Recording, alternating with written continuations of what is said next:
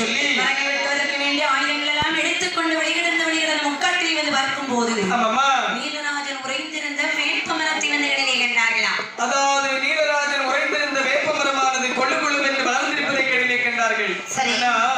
இந்த மரத்தை நாம் வெட்டி சென்றோம் என்று சொன்னால் கோவிலும் கட்டி இலங்கு பிறையை வைத்து மீதி கம்பம் எடுத்து விடலாம். ஆமாம் அப்படி என்று சொல்லி அதாவது அந்த மரத்தை வேரோடு வெட்டி சென்றார்களா?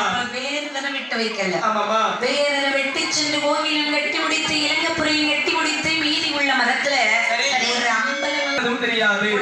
ஒரு நாளமா இசைக்கியமா நினைக்கிறாங்க.